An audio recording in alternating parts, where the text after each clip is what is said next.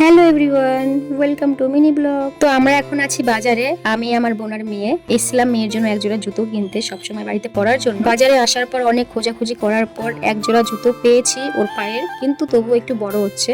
তাও নিয়ে নিয়েছি, কারণ পাওয়া যায় না সবসময় বাচ্চাদের জুতো একই সাইজের, তো ওর জন্য নিয়ে নিয়েছি। আর জুতোটা পরার পরে দেখো আর কোলে উঠতে চাইছে না, জোর করে কোলে নিয়েছি দেখে আমাকে মারছে। বাড়ি থেকে আসার সময় ওর জন্য আমি 2 জোড়া জুতো নিয়েছিলাম, যে একটা ভালো জুতো নেই, সবসময় কোথাও গেলে পরবে, আর একটা বাড়িতে পরে থাকবে।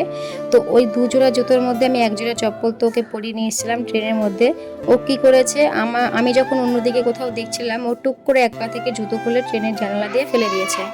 এক পায়ের জুতো ফেলে যখন আর এক পায়ের জুতো ফেলতে যায়, তখন আমি ওকে দেখতে পাই যে জানলা দিয়ে জুতোটা ফেলে দিচ্ছে হাত বের করে। তখন আমি ওই জুতোটা হাত থেকে কেড়ে নিই। তারপর আর এক পায়ের জুতোটা আমি খুঁজতে থাকি ট্রেনের মধ্যে, সিটের নিচে, সবগুলো সিটের নিচে খুঁজেছি, কিন্তু কোথাও পাইনি। তখনই বুঝলাম যে ও একটা জুতো আমি দেখার আগেই ফেলে দিয়েছে, তারপর আর একটা ফেলতে গিয়ে আমি দেখে ফেলেছি। তো এক পায়ের জুতো দিয়ে আমি কি করব, ওটা আমি ট্রেন থেকে নামার সময় ট্রেনে ছেড়ে দিয়ে চলে এসেছি, যার কারণেই আজকে জুতো কিনতে আসছিলাম মেয়ের জন্য। তো দেখো জুতোটা পেয়ে ও এতটাই খুশি যে কোলে উঠতে চাইছে না, পুরোটা রাস্তা এখন হেঁটেই বাড়ি যাবে। ও জোর করে কোলে নিচ্ছে, তো আমাকে উল্টে রেগে গিয়ে মারছে। ওকে যদি তুমি কোথাও ঘুরতে নিয়ে যাও আর কোল থেকে না নামাও, তাহলে ওর মনে থাকবে না, ও কোল থেকে নামবেও না। কিন্তু ভুলবশত যদি তুমি একবার ওকে কোল থেকে নামিয়ে দাও, তাহলে ও আর কোলে উঠবে না, ওকে আর কেউ কোলে নিতেই পারবে না।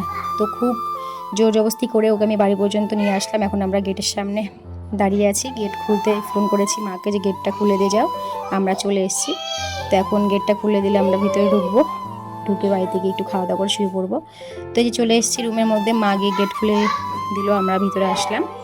তো এই যে এখন বাজার থেকে আসার সময় নিয়ে এসেছিলাম ছোলা বাটোরা, সেটাই খাচ্ছি এখন মা, আমি, বোন, আমার মেয়ে মিলে। বাড়ি থেকে ভাত খেয়ে গিয়েছিলাম যাওয়ার সময়, তবুও নিয়ে আসলাম। তো ওটাই এখন সবাই মিলে খাচ্ছি, অল্প অল্প করে ভাগ করে খেয়ে এখন মেয়েকে নিয়ে শুয়ে পড়বো। আর খেতে কিন্তু দারুণ লাগে ছোলে বাটোরা এইখানকার, দেশের বাড়িতে আমি পাইনি, এখানে এসে খাচ্ছি ওর জন্য। তো চলো নেক্সট ভিডিওতে দেখা হচ্ছে, টাটা, বাই বাই।